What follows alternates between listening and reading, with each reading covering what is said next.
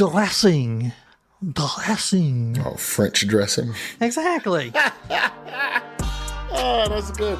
I'm AJ Jacobs, and my current obsession is puzzles. And that has given birth to my new podcast, The Puzzler. Something about Mary Poppins? Exactly. This is fun. You can get your daily puzzle nuggets delivered straight to your ears. Listen to The Puzzler every day on the iHeartRadio app, Apple Podcasts, or wherever you get your podcasts. I'm Paul Muldoon, a poet who, over the past several years, has had the good fortune to record hours of conversations with one of the world's greatest songwriters, Sir Paul McCartney. The result is our new podcast, McCartney, A Life in Lyrics. Listen to McCartney, A Life in Lyrics on the iHeartRadio app, Apple Podcasts, or wherever you get your podcasts. Evidence-wise, we had virtually no evidence. In 1995, Detective Tony Richardson was trying to figure out who killed a fellow officer. The case comes down to who is believed and who is ignored. Oh my goodness, we did convict an innocent man.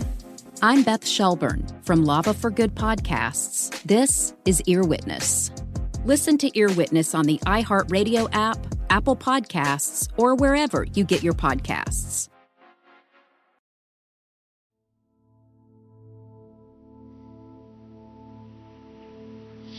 Tell me your name. Catherine Ashley Hoggle. Thank you. How old are you? 36. What's your birthday? 11/13/86. Standing before Judge James Bonifant is Catherine Hoggle. It's November 2022, and she's here in a Montgomery County, Maryland courtroom because Judge Bonifant has to decide if the 36-year-old mother of three might finally be fit enough to stand trial for the murder of two of her children. Do you know what evidence is? Yes, sir. And I don't want you to tell me anything about the circumstances in this case, but generally, what is evidence? Something that makes things, something that's used for a case, good or bad. Today, Catherine calls the Clifton T. Perkins Hospital Center in Jessup, Maryland, a psychiatric hospital, home. She's been there, locked up, for nearly a decade, charged with the first-degree murders of 2-year-old Jacob and 3-year-old Sarah, but yet to stand trial. Because for the past 8 years, Catherine has been deemed incompetent. Do you know what attorneys do? Yes, Your Honor. Tell me what attorneys do. They prosecute or defend. What should an attorney know? What happened at the alleged crime. Being incompetent to stand trial is not the same as being found insane or not criminally responsible. Competency deals with Catherine's state of mind since her arrest. In order for Catherine to receive a fair trial, she has to understand the proceedings, the role of the judge and jury, and her lawyer and the prosecutor, the whole process. Is there anything else that they should know? I can't think of anything right now. I'm not very good at public speaking. As Catherine sits in that Maryland courtroom, she does know where she is. She understands what's happening to her and why. But for the last 8 years, psychiatrists have regularly determined that she's not well enough to assist her lawyer in her own defense, and that this is what makes her incompetent. Have you ever heard of the phrase attorney-client privilege? Yes, sir. What do you think that means? It's private conversation with you and your attorney. Okay. Thank you very much, ma'am.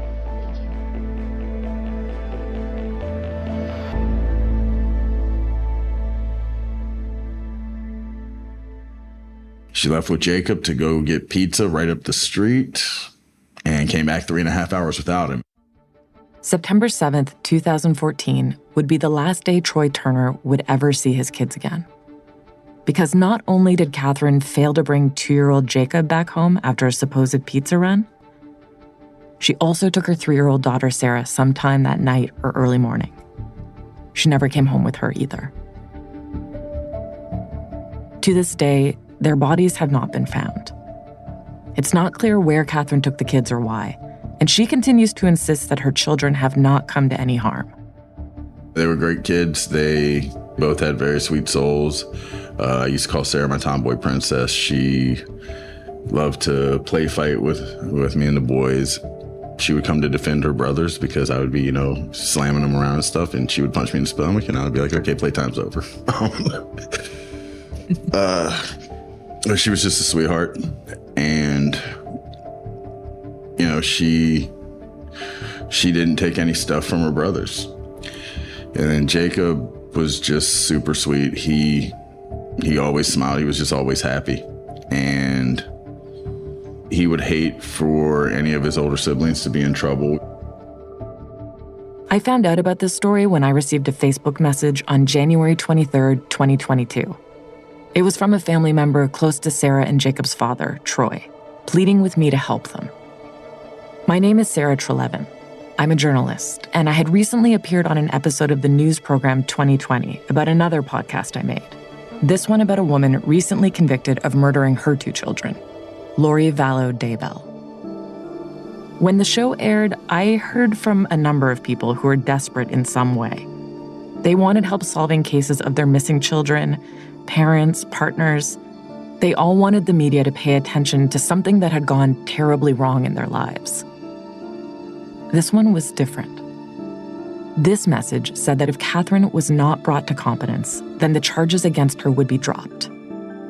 In Maryland, if someone charged with murder is unable to stand trial because they are deemed incompetent, the state only has 5 years to try and get them healthy enough to go before a judge and face the charges. And if that doesn't happen, if they go 5 years without being declared competent, then those murder charges are dismissed. They all but disappear. Catherine could be released from Perkins. Troy might never find out what happened to his kids. And when I got that Facebook message, the clock was running out.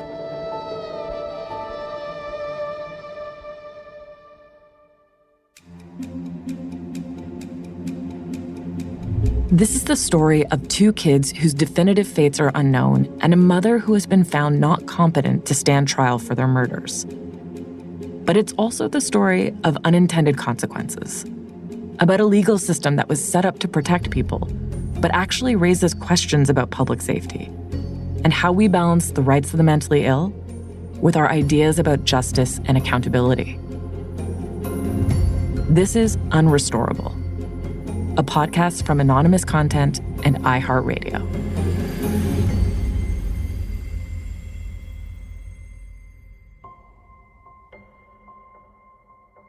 I spent some time working in bars, nightclubs, cleaning them up, things like that. And that'd be in between, times when I was in college or during different parts of my career, day jobs or whatever. Or sometimes that was my career.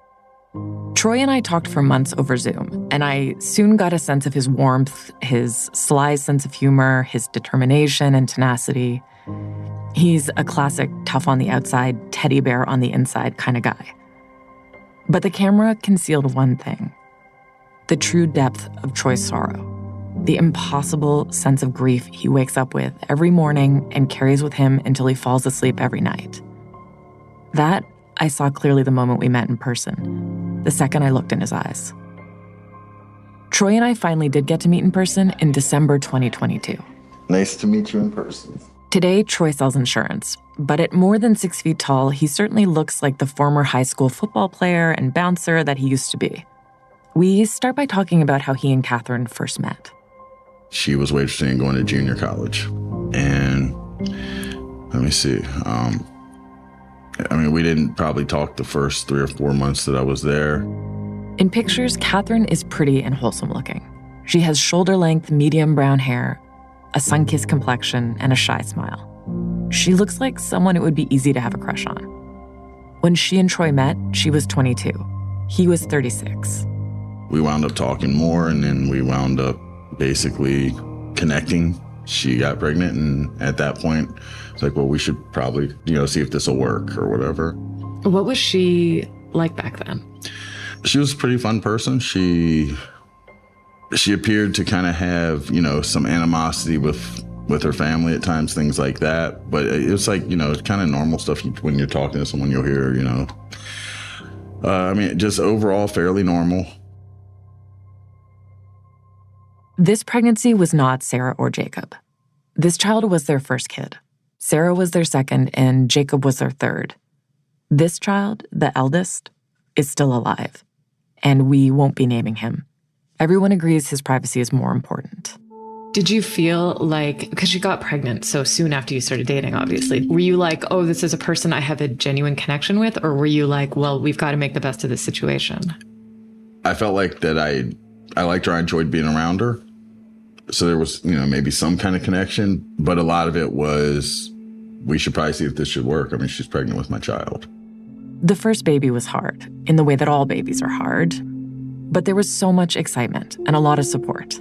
Catherine was the first of her 4 siblings to have a kid, so everyone wanted to play with the new baby, to take pictures of him, to make him laugh.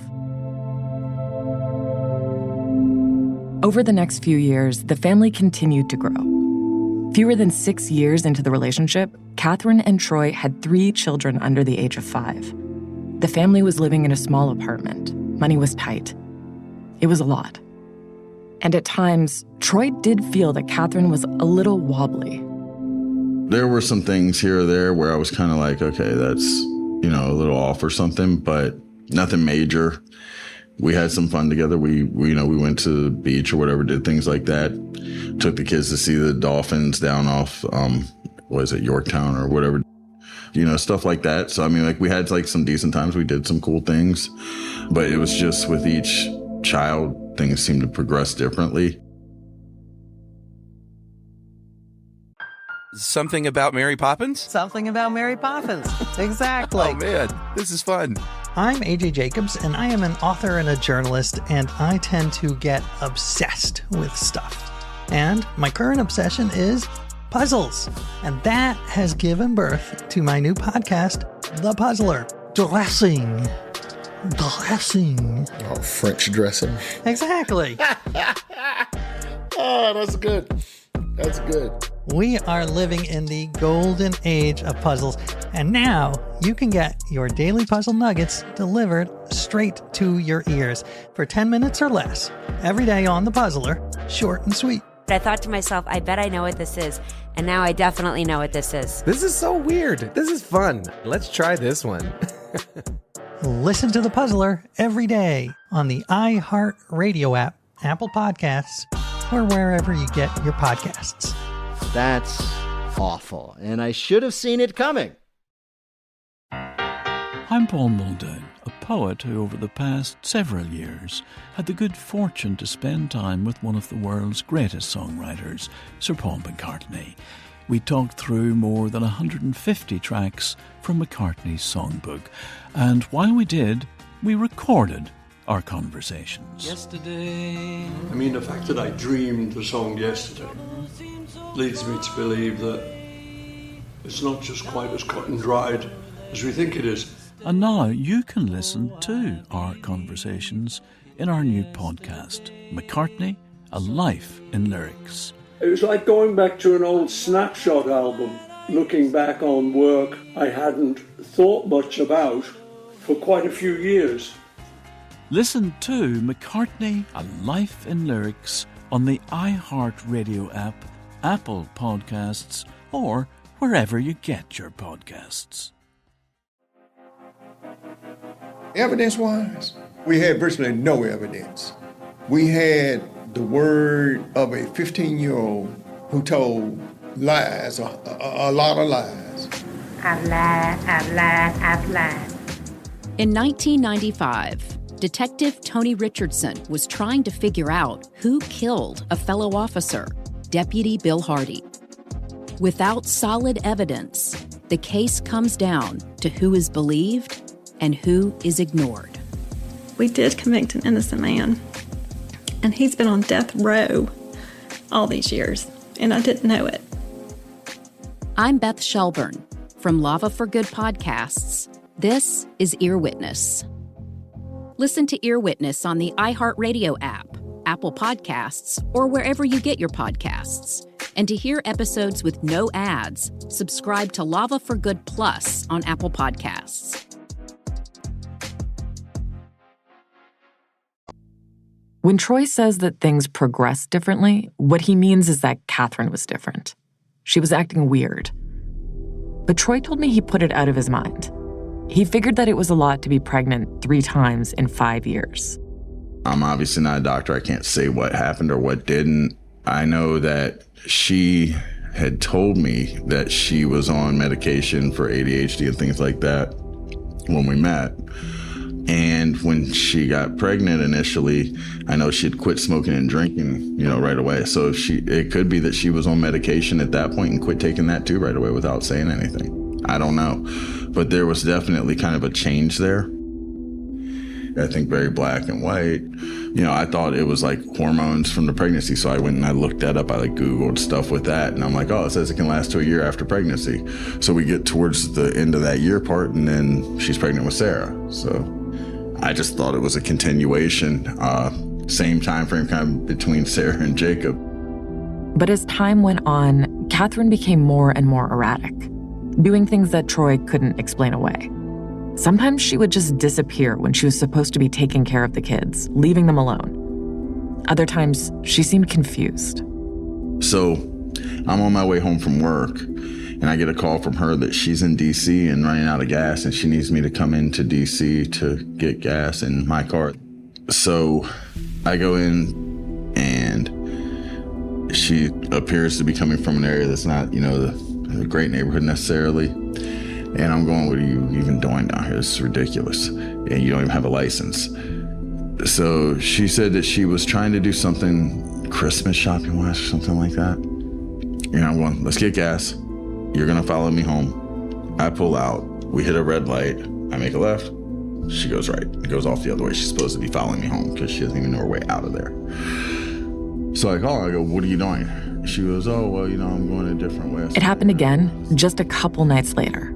She's calling me saying that she has no gas or she needs gas, and she's asking me. I said, okay, well, I'll come meet you. She's like, no, can you just drop 20 in cash off with the cashier and I'll get it from him? I'm going, what? So she's trying to get me to drop cash off at different gas stations with the person working the register. Catherine also became increasingly paranoid. She kept insisting she was being followed. At one point, she asked Troy to buy a staple gun and shoot her with it. Troy couldn't ignore things anymore.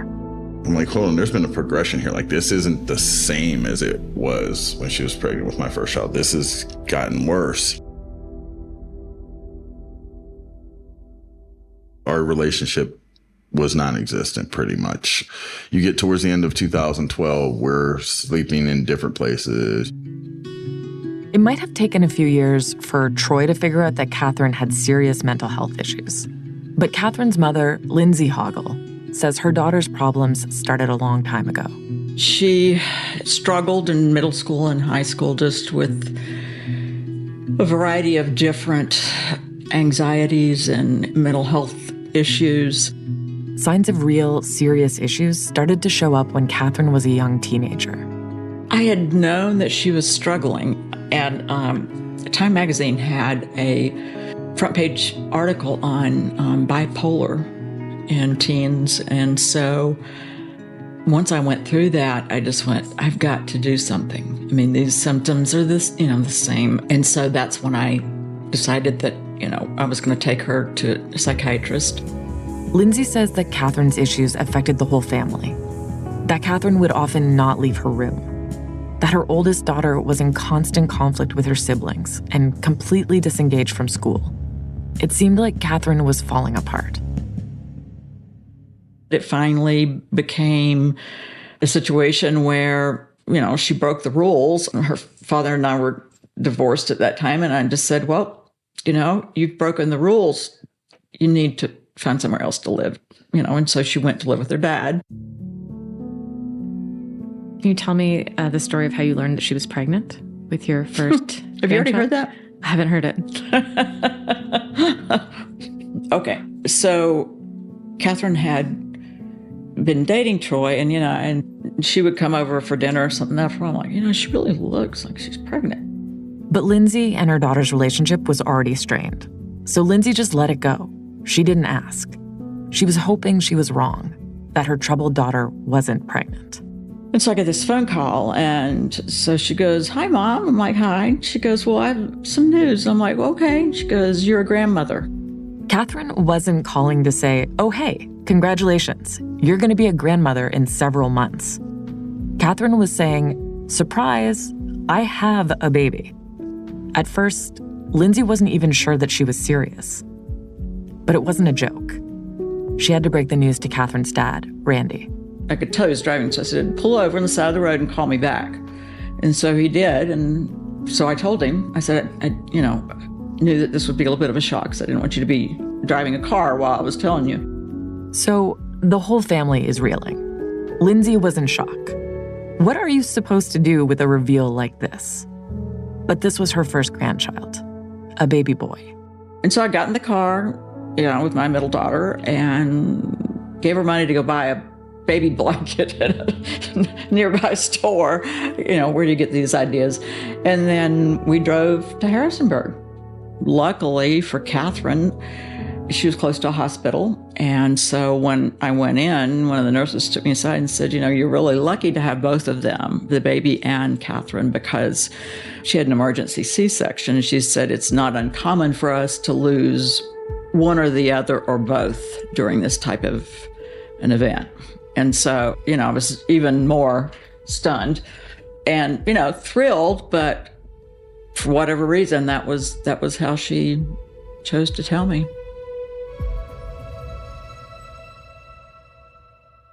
Catherine was 22. She and Troy hadn't been dating for long, and neither of them really had a career. Lindsay knew it would be a rough start. They had just gotten to Harrisonburg, didn't have a place to live. They were in temporary housing.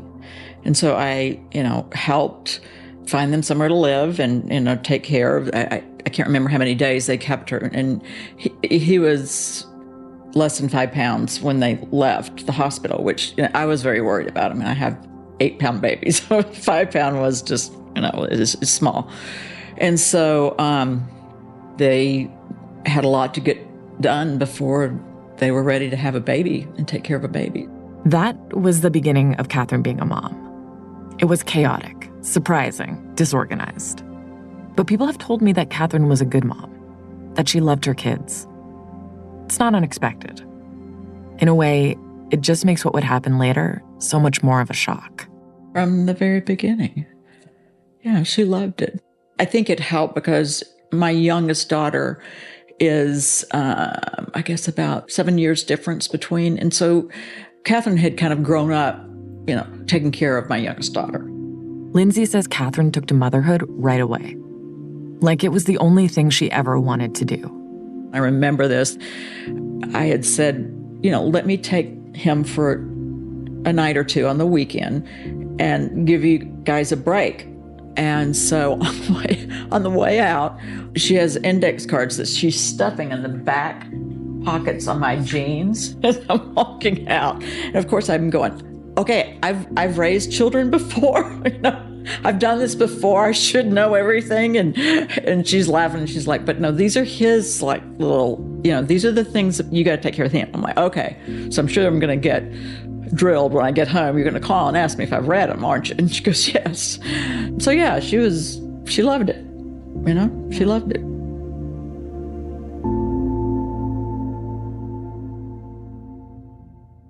How is she doing over those years? How is she managing those stresses? How is she managing being a mother? What is sort of the narrative as they build their family? How does she weather those years?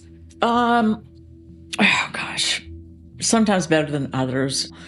Part of it very much was just not the right fit of everything that they were doing. I mean, Troy worked nights, which left her with the children a lot.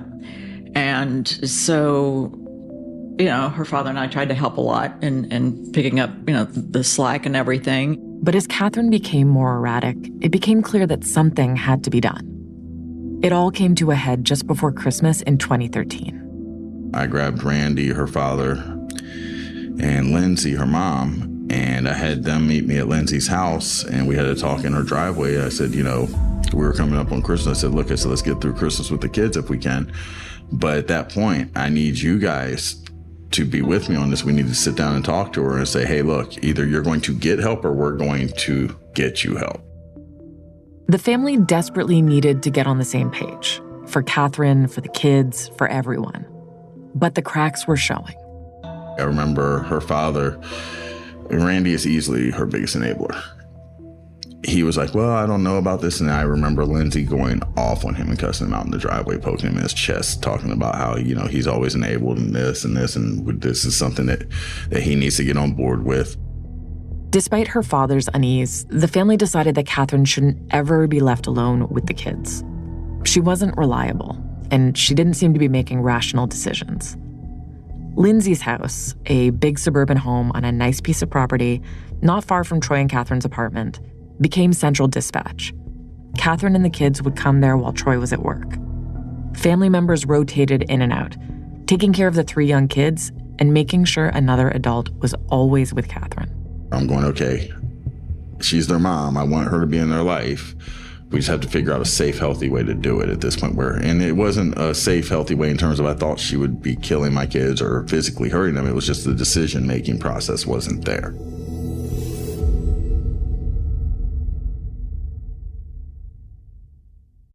Something about Mary Poppins? Something about Mary Poppins. Exactly. Oh, man, this is fun. I'm AJ Jacobs, and I am an author and a journalist, and I tend to get obsessed with stuff. And my current obsession is puzzles. And that has given birth to my new podcast, The Puzzler. Dressing. Oh, French dressing. Exactly. Oh, that's good. That's good.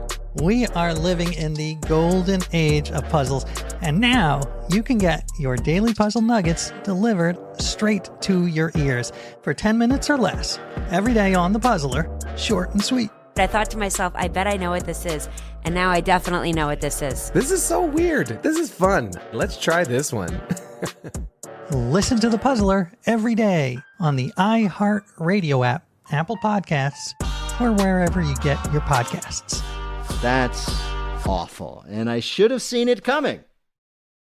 I'm Paul Muldoon, a poet who over the past several years had the good fortune to spend time with one of the world's greatest songwriters, Sir Paul McCartney. We talked through more than 150 tracks from McCartney's songbook, and while we did, we recorded our conversations. Yesterday. The fact that I dreamed the song yesterday leads me to believe that it's not just quite as cut and dried as we think it is.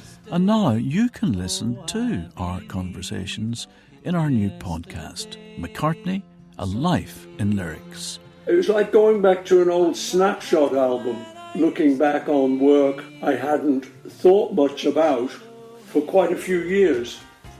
Listen to McCartney, A Life in Lyrics on the iHeart Radio app, Apple Podcasts, or wherever you get your podcasts.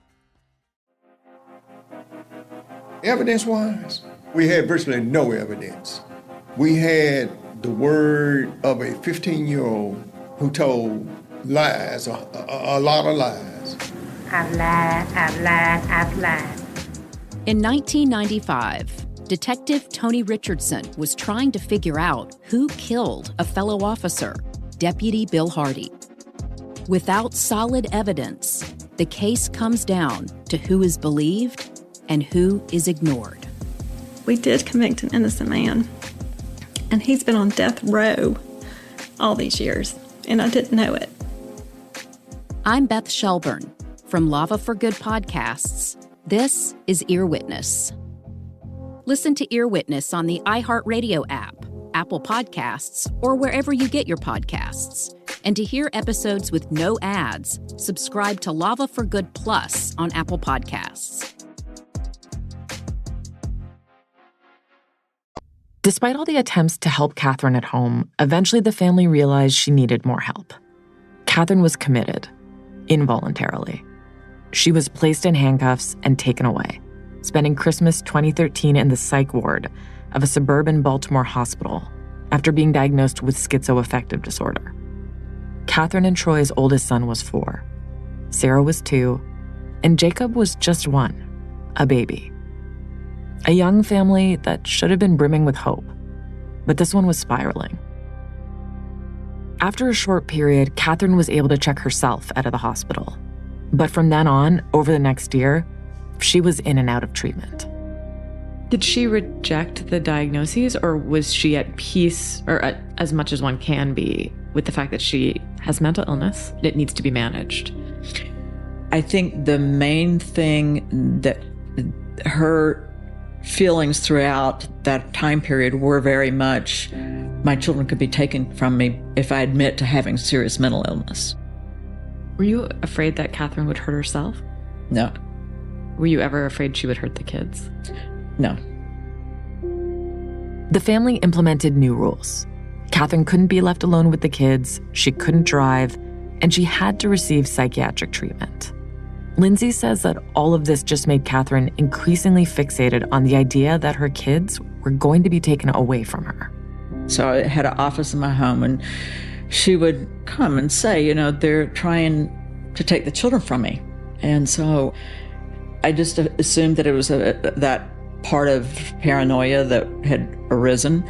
Things started happening that I wasn't sure was true or not. Troy says that during this time, as Catherine moved in and out of the hospital, staff would release her, assuring him that while his wife was definitely troubled, she was not dangerous. But Troy was starting to worry that the doctors were wrong. In that time frame, she says things and does things that show me she's definitely dangerous. The family felt like Catherine wasn't getting better, that she wasn't getting the help she needed. One time, after Catherine was released from a psychiatric facility, she approached a random stranger on the street and ended up spending the night at her house. It gets to the point where you realize that someone's not making good judgment and that they're emotional, and your expectations of how they should act are not the way they're acting. I mean, just upset over things, irrational thinking. The family was coming apart, and they couldn't keep limping along. Troy wanted Catherine committed for longer stretches of time. So I took her up there one day and I said, you guys need to keep her. I just walked in, I said, you need to keep her. Here's why. And then I walked out and they kept her. But it wouldn't last.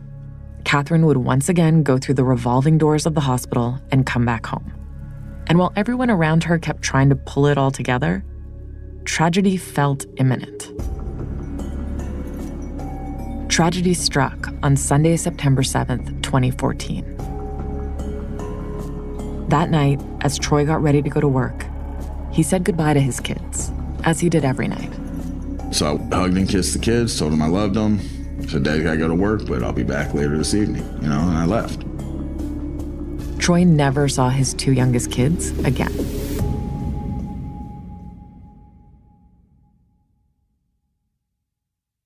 Troy and his current wife, Stephanie, the one who sent me that letter and started this entire thing for me, have spent the last 9 years tirelessly looking for the children, advocating for them, and hoping that Catherine would one day be brought to justice. After the kids went missing, Catherine took off. But after 5 days on the run, she was caught and arrested. She never told anyone where Sarah and Jacob were, and she still hasn't. At first, Catherine was charged with parental abduction and obstruction. Months after her arrest, Catherine was found not competent to stand trial. Only years later, after the children were presumed dead, would she be charged with their murders. And then, remember, there is this statute in the state of Maryland that says that defendants charged with felonies or violent crimes who have been found not competent have to be tried within 5 years, or the charges against them have to be dismissed.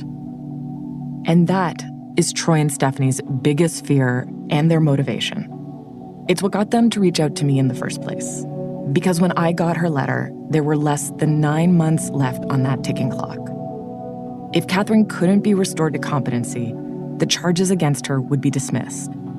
And the chances of ever finding out what happened to Sarah and Jacob that September night in 2014 would grow dimmer and dimmer.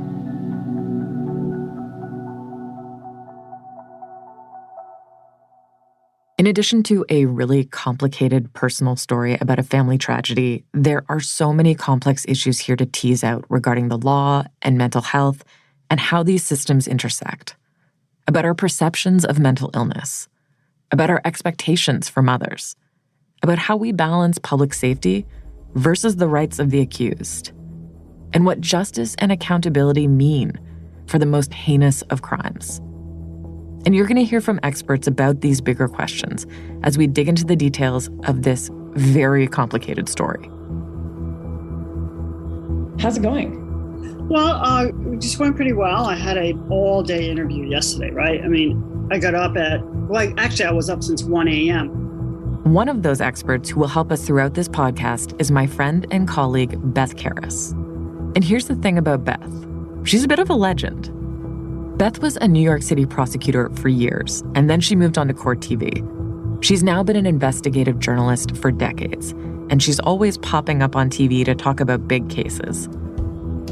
One time, I watched her get recognized by fans in the lobby of a Courtyard Marriott.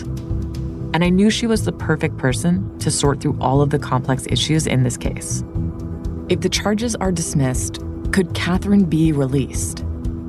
It's a thought that terrifies Troy and Stephanie, because they, the police and prosecutors, all believe that Catherine murdered Sarah and Jacob, and that there's a lot more she's been hiding over the last 9 years. Coming up on Unrestorable. I'm thinking I'm going to the police station to basically have them, do whatever they need to do to find out where my kids are so I can get my kids.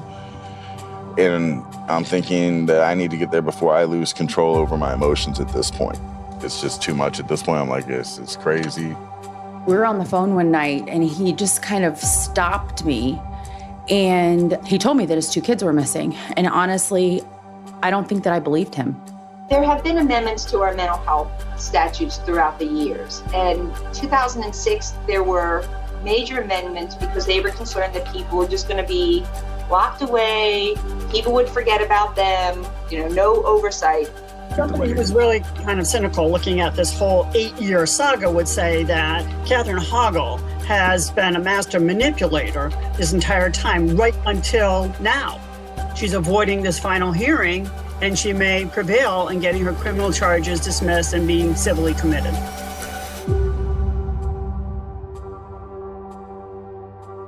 Unrestorable is executive produced and hosted by me, Sarah Trelevin, and Beth Karras. Our story editor is Kathleen Goldhar. Mixing and sound design by Reza Daya. For anonymous content, Jessica Grimshaw is our executive producer, Jennifer Sears is our executive in charge of production, and Nick Yanez is our legal counsel. For iHeart, executive producer Christina Everett and supervising producer Abu Zafar.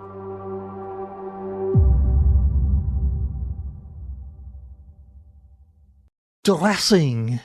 Oh, French dressing. Exactly. Oh, that's good. I'm AJ Jacobs, and my current obsession is puzzles. And that has given birth to my new podcast, The Puzzler. Something about Mary Poppins? Exactly. This is fun. You can get your daily puzzle nuggets delivered straight to your ears. Listen to The Puzzler every day on the iHeart Radio app, Apple Podcasts, or wherever you get your podcasts. I'm Paul Muldoon, a poet who, over the past several years, has had the good fortune to record hours of conversations with one of the world's greatest songwriters, Sir Paul McCartney. The result is our new podcast, McCartney, A Life in Lyrics. Listen to McCartney, A Life in Lyrics on the iHeart Radio app, Apple Podcasts, or wherever you get your podcasts. Evidence-wise, we had virtually no evidence. In 1995, Detective Tony Richardson was trying to figure out who killed a fellow officer. The case comes down to who is believed and who is ignored.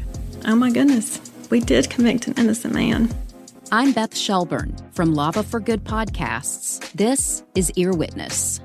Listen to Ear Witness on the iHeart Radio app, Apple Podcasts, or wherever you get your podcasts.